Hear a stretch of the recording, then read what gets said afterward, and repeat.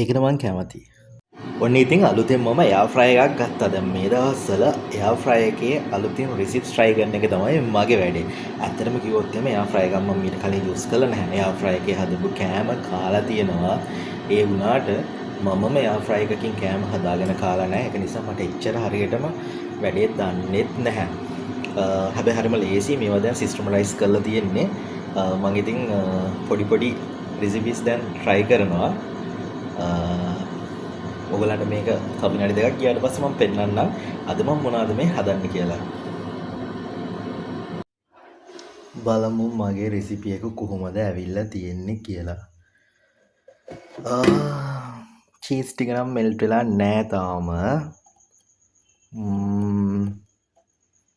මං හිතන්නේ අවුලක් නැහැ. වැඩේ සෙට් වගේ. අපි බලමු එග් එක හොඳට මේ ඔම්ලට් එකක් වගේ හැදිලාද කියලා. දන්නේ නැහැ ඉතින් ඇත්තටම හරියටම දන්නේ නැහැ. නෑ අවුලක් නැහැ. මං හිතන්නේ ෂෝක් හොඳට ඇවිල්ලා. ෂායක ලස්සනටම ආවා. ඇත්තටම කිව්වොත් එයාර් ෆ්‍රයර් යූස් කරලා නැති හින්දා ලැජ්ජ වෙන්න දෙයක් නැහැ. එයාර් ෆ්‍රයර් යූස් කරලා නැහැ. ඒක හින්දා මට ඇත්තටම හුරු නැහැ. ඉතින් මේක හරිම ආසයි. දැම්මට පස්සේ කොහොම සෙට් වෙලා ඇයිද කියලා බලන එක ඒක නිකන් මාර කියුරියොසිටි.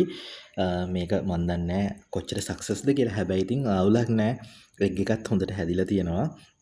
චීස් ටික නම් අර මං හිතුවා වගේ අපේ පීසා හට් එකේ හරි කොහේ හරි අපි මොන හරි ගත්තාම අර චීස් එක හොඳට මේ මෙල්ට් වෙලා තියෙනවා වගේ ඇවිල්ලා නැහැ.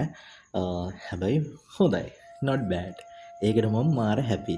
ඉතින් තවත් හොඳ පෝෂදායී රසවත් කෑම ටිකක් අපි එයාර් ෆ්‍රයර් එකේ try කරමු. ඉතින් එක්ස්පීරියන්ස් එක මම ඔයගොල්ලන්ගේ එකක් share කරගන්න. මං වගේම එච්චර පුරු නැති කෙනෙක්ට ඒක සෑහෙන ප්‍රයෝජනවත් වෙයි. මම මේකට ඇඩ් කරපු දේවල් තමයි පරාට දෙකක් ඇඩ් කරා.